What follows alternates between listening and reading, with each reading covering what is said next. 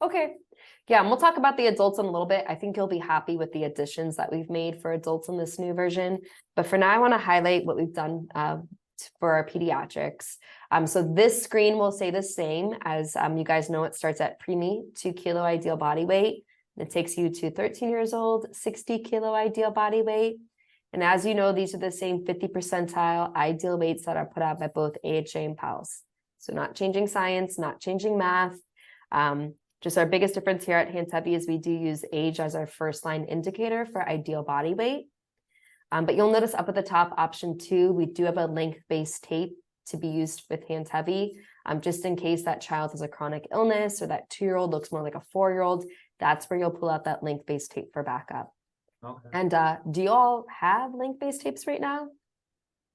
We did last I knew of. I think we have tapes on Braslo tapes? Braslo type tapes. Yes. Okay, yeah, our colors are the same. So even if it is a Braslo tape, obviously your team would not be dosing off that Braslo tape, but just to, confirm that ideal body weight, that's when they'll use that tape for backup. But I'm gonna click into a 2-year-old. This is gonna bring you into an A through Z list, customized list of all the medications that you're carrying. So this demo has been geared towards Palm Beach County, so it's their protocols and pharmacology. This layout's gonna look the same. So those tabs at the bottom, we really didn't want to change like the workflow of, this new version.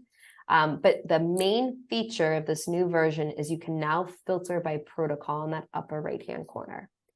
And that's just because we know to err is human. At 2, 3 o'clock in the morning, whenever your team's looking at a list of, let's say, 30 medications, there's a chance their eyes can jump a line. And especially in a situation, if your team's carrying a medication that's used to treat more than one indication, like we have here with etomidate, we want to be able to reduce that chance for human error as much as possible. So that new protocol tab, if I click that will bring your team into your table of contents. Up at the top, they could search for a keyword. So let's say allergic reaction, and they can check it off. Or they manually can go through your table of contents. So Palm Beach County has allergic reaction here. As they scroll down, you can actually check off as many indications as necessary. So I'm also going to check off cardiac arrest. And I'm going to click this green apply button. And with this new version, again, it'll filter everything by protocol, giving your team a consolidated list. So it'll filter your push meds, it will filter your drips, and it'll filter your equipment as well. And hopping back into medications, your team will administer medications the same exact way. So if they want to give epi, they'll click into epi, they'll verify all the pertinent drug information. They're giving 0.12 milliliters out of that syringe. And as you know, once they hit given, it's time stamping that in the background, building out a chart summary. And what EPCR vendor do you all use there? ESO. Okay. So are you using the integration right now, like to Lucas County's ESO or? With Handtevy? Mm-hmm. Not that I'm aware of. That was one of the questions I was going to ask you, if there is Perfect. And how Yes. that works. Yes. So we'll go to my PowerPoint just for like a couple slides, and I'll show you what the video looks like with ESO. But really in the background here, it's capturing time, drug name, concentration, total dose, and route. Right? When you click that given button, all of that information is gathered, and then with a click of a button, it'll flow into ESO. So if your team doesn't know that exists right now, that's like the icing on the cake. They're going to love that when you roll out Handtevy. So.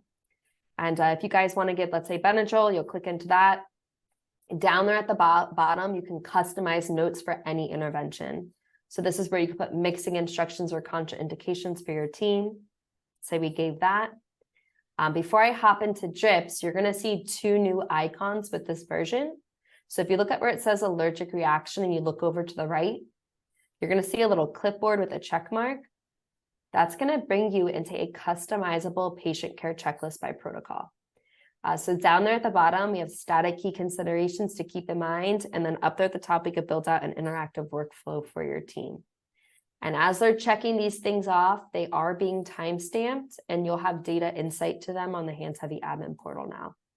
This is really just making sure they're hitting those key benchmarks during a call. And next to that checklist, there's a PDF icon, and that will take you directly to your protocol you're trying to access. I'm going to turn my screen for a better visual. So this is, new with this new version. It'll take you directly there. You do have the ability to search for keywords as well. So if I tap my screen, there's a magnifying glass at the top. I could type in keywords. So earlier today, I typed in Benadryl. It shows you wherever it is in the document. And with a click of a button, it'll take you to those sections and highlight the words. Jessica, So, not to interrupt you or jump ahead. no, I don't mind at all. Point. How does this stuff get in there? Do we send you our protocols and do you guys enter it? Fantastic question. So yes, if and when you decide to move forward with Handtevy for your agency, we'll ask you for a current copy of your protocols. It has to be a PDF version. And then our clinical team, when they go to build out your application, they'll separate your protocols out. So like they tell our system, hey, allergic reactions on pages 35 and 36. So it automatically takes you to those pages. So they'll separate everything. They'll tag the medications, equipments, and drips, so everything can be filtered. So that's something that our clinical team will do for you guys. Okay. So great question. And before I hop into drips, one last thing is right now we're being filtered by protocol. Your team, if one is no longer applicable, they could just click that X, it'll close out of it. They could add additional protocols very easily. But then if for any reason they need to hop into that master list view, they would just click that gray full list tab to the left. And while I'm here, I wanted to show you a new feature with morphine. So the classic version that you're using through Lucas County, that was developed in 2015. And when they went through customization, there was no way for us to account for dose ranges. We knew it was a limitation. There was really nothing we could do about it. But now when we built out this new platform, you do have the ability to have dose ranges within our system. So there'll be a drop-down menu according to your protocols. And when your team wants to select those other doses within the range, once they select it, it'll recalculate everything for them. And then with drips, I'm going to go to drips down there at the bottom. That epi drip there says CMC. So this is a new feature as well, where if I go to click epi, there's going to be a pop-up to contact med control. So your team can have this pop up on any intervention. So just adding to patient safety. You do have the ability now to titrate inside of Handtevy.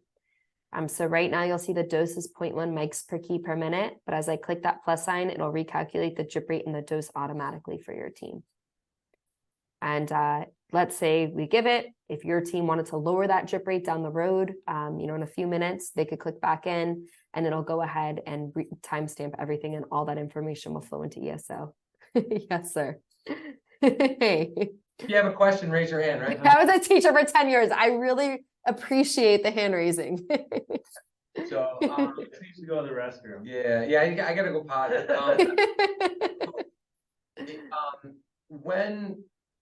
How do I say this politely? How do we vet the fact that what you're putting in there is exactly what we want? Meaning, how does that process work? So when you, for example, when we, our new protocols push dose epi, how do we know that you have in there exactly what our protocol is and what we want, so we can verify that that's how we're going to follow? Because our people will follow this to a T. That's why they're using it. Mm-hmm. Excellent. So if you don't mind, I'll switch screens here. I'll go back to the application in a second because it's a great question. And before we get sidetracked, this is the back end of Handtevy mobile. So it's called our administrator portal. So first and foremost, this new version, I don't know if you talked to anyone at Lucas County, but the old version, you could only have one administrator, which was a huge pitfall. In this new version, you could have multiple administrators. So I would recommend all of you being a Handtevy administrator. You could put your QA, QI team, your FTOs, and you can give them different editing rights as well. So you could say, you're allowed to request updates to the application. You're the one authorized signer, et cetera. And this is where you'll manage your users, but then this is also where you'll request updates to the application. So if you do have a concentration change, equipment change, et cetera, there's like a form to fill out in the admin portal, and a simple change like a concentration change will happen same day, typically within 4 hours. If it's a protocol change, it does take us a little bit longer, but it's still a pretty fast turnaround time. And you're not charged throughout the year. You have unlimited updates to the application.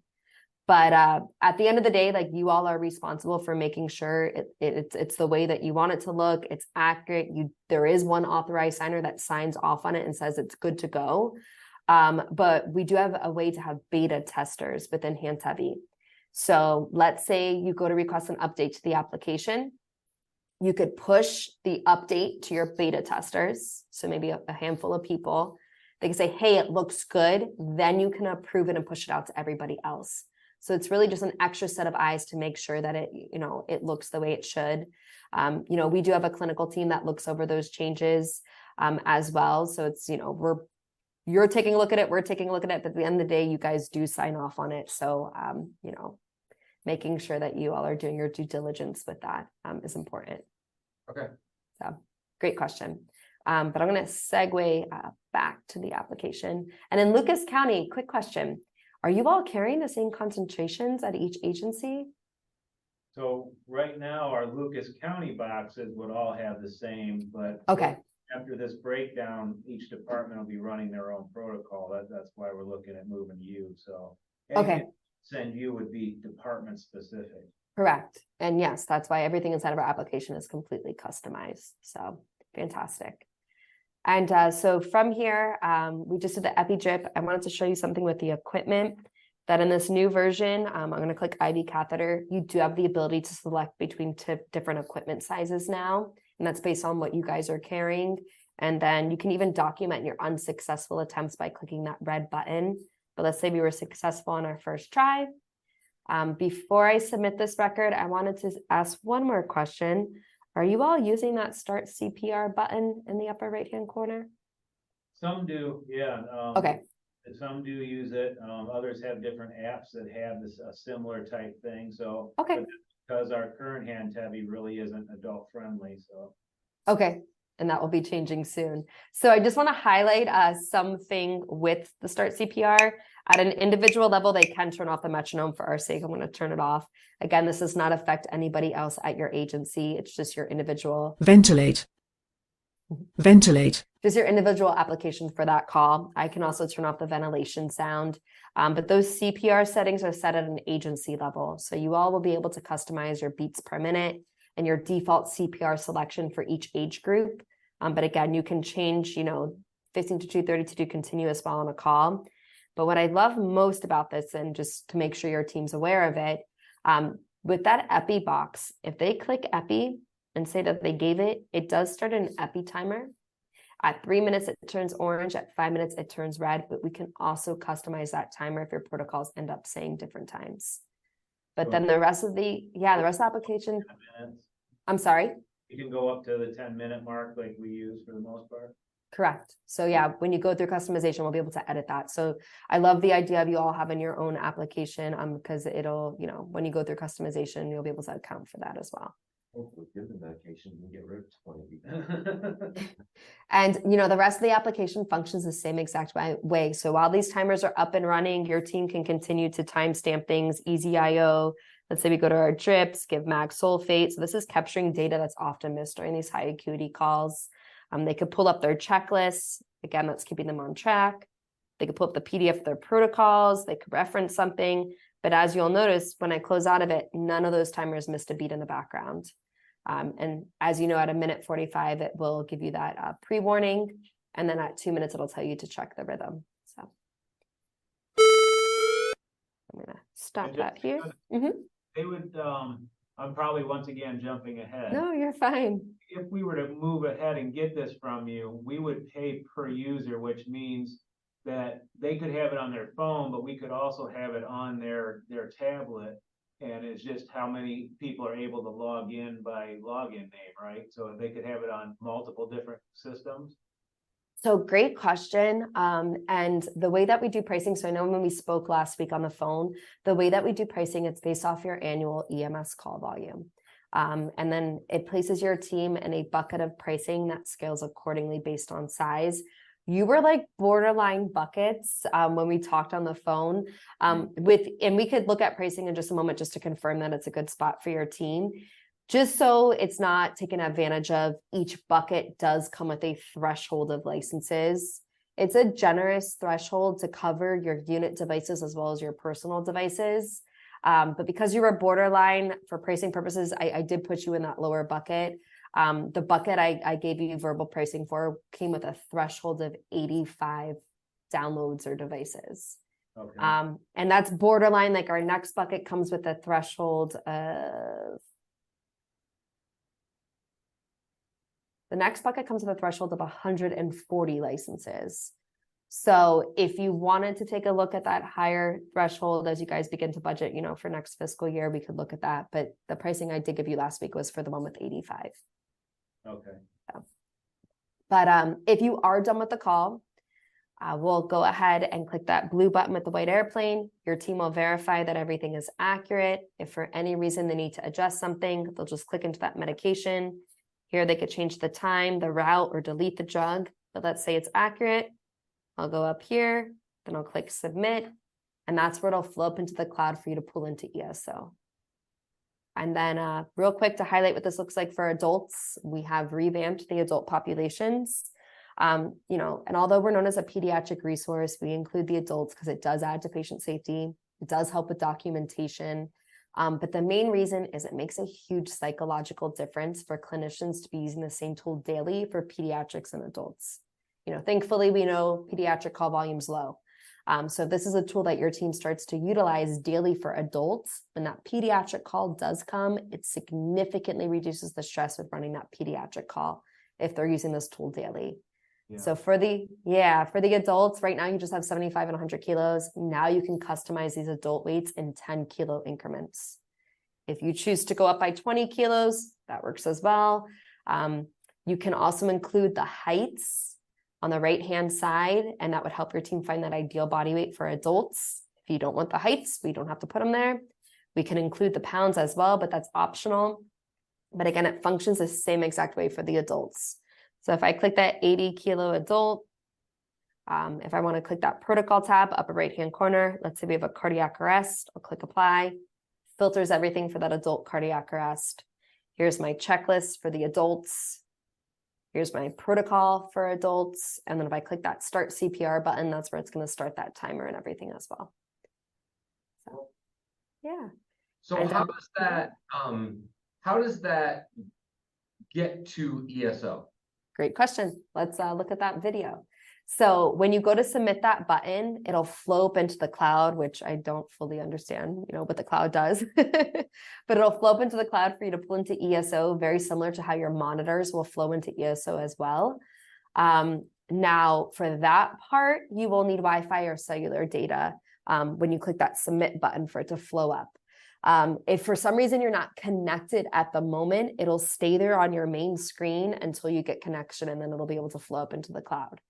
But then inside of ESO, basically when you go through customization, you'll work with our clinical team. You'll give us a code from ESO, we'll give them a code, and then they'll be able to link the two accounts together. So then once it's linked in your flowchart tab, bottom right-hand corner, it'll say import.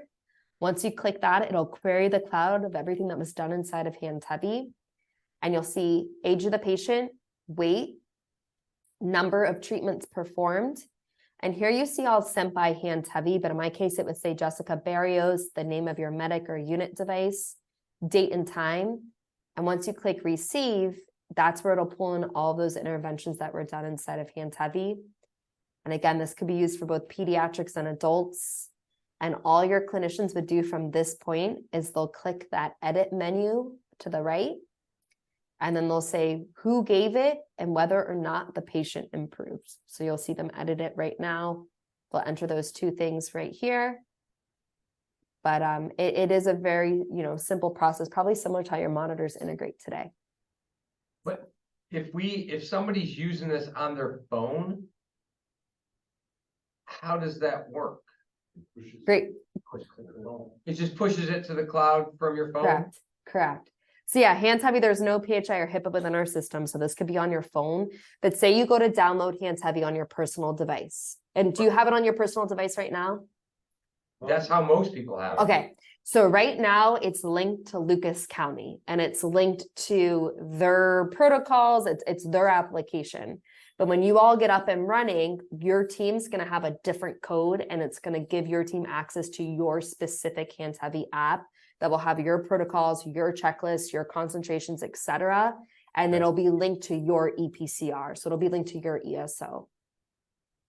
So The only way to make that work is if somebody uses it on their personal device, they could use it from their phone and upload it to. If they choose to do $5. Or it can be put on, it could be put on the tablet, cause she'll get into Mhm. licenses and stuff. Oh, you can license a tablet and do that too, okay. Yeah, correct. Gotcha. So that's the new version, the integration.